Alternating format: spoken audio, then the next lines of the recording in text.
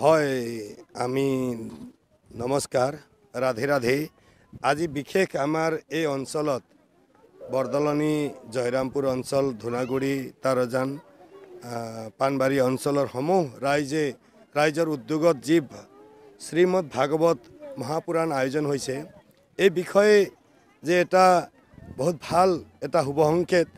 আজি এই অঞ্চলৰ ৰাইজৰ কল্যাণ হেতু তেওঁলোকৰ ভক্তি মুক্তি প্ৰাপ্তি হেতু পিতৃ উদ্ধাৰ হেতু আৰু গোটেই ৰাইজৰ সমপ্ৰীতিৰ ভাৱ হেতু আৰু ভাতৃত্ববোধৰ হেতু এই শ্ৰীমদ ভাগৱত আয়োজন কৰা হৈছে। গতিকে আজি প্ৰথম দিনা এই জলযাত্ৰা যিকোনো যজ্ঞ কৰোঁতে বৰুণ আহ্বান কৰিব লাগিব আৰু এই বৰুণ আহ্বানৰ বাবে আমি সকলো একত্ৰিত হৈছোঁ। যুগে যুগে ধৰ্ম প্ৰচাৰ কৰি আমাৰ গুৰুসকলে যি শিক্ষা দীক্ষা দি গৈছে ঠিক তেনেকৈ আজি আমি এই ধৰ্ম প্ৰচাৰৰ বাবে আজি আগবাঢ়ি আহিছোঁ।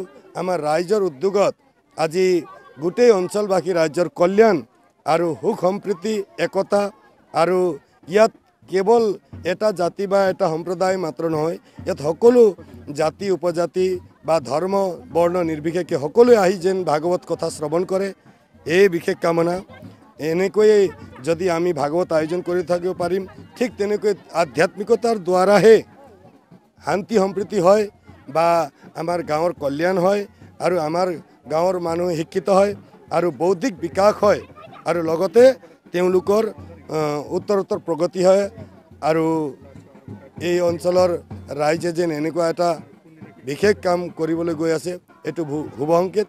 গতিকে সকলো ৰাইজক মই আন্তৰিকতাৰে অভিবাদন কৰিছোঁ আৰু 7 দিন পৰ্যন্ত সকলোকে আহি এই ভাগৱতত উপস্থিত থাকি ধৰ্ম প্ৰাণ ৰাইজসকলে নিজক উপকৃত কৰে আৰু জ্ঞানৰ ব্যাখ্যা শ্ৰৱণ কৰি আধ্যাত্মিকতাৰ বিকাশ কৰে এই কামনা কৰিছোঁ।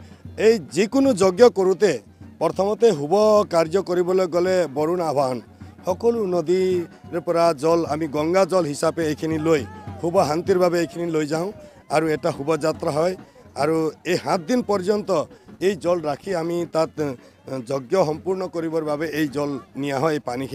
এই পানী য'ত নিয়া হয় তাক জলযাত্ৰা বুলি কয় আৰু ভাগৱত ভ্ৰমণ আমাৰ লগতে আছেহি আৰু এই ভ্ৰমণ কাৰ্যসূচীত ইমানখিনি ৰাইজে সহযোগ কৰিছে বহুত আনন্দিত হৈছোঁ আৰু আপোনালোকে আহি ইয়াত এই প্ৰচাৰ কৰিছে তাৰ বাবে আপোনালোককো বিশেষ বিশেষ ধন্যবাদ অৰ্পণ কৰিছোঁ। সৰ্বপ্ৰথমে আমাৰ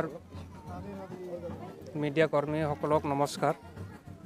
লগতে সকলো অঞ্চলৰ ভক্ত বৃন্দসকললৈ বিশেষকৈ আমাৰ তৰাজান ধুনাগুৰি কীৰ্তন সমিতি আৰু ইয়াৰ ওচৰে পাঁজৰে থকা সমূহ জাতি জনজাতিৰ লগ হৈ আমি তৰাজান শিৱ মন্দিৰ স্থাপনা কৰিছিলোঁ।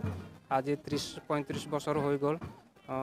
সেই মন্দিৰত আমি 7 দিনীয়া কাৰ্যসূচীৰে শ্ৰীমদ ভাগৱত সপ্তাহজোৰা পুৰাণ পাঠ জ্ঞান মহাযজ্ঞ আয়োজন কৰিছোঁ। তাৰে আজি প্ৰথম দিনা আমাৰ এই জলযাত্ৰা কাৰ্যসূচী আছিলে। জলযাত্ৰা কাৰ্যসূচী ইতিমধ্যে আমি এই জীয়াঢল নদীৰ কাষত থিয় হৈছোঁহি। আমি ইয়াৰ পৰা ঘটিত পানী লৈ মন্দিৰত স্থাপনা কৰি আমি 7 দিনীয়া কাৰ্যসূচী শেষ কৰিব বিচাৰিছোঁ।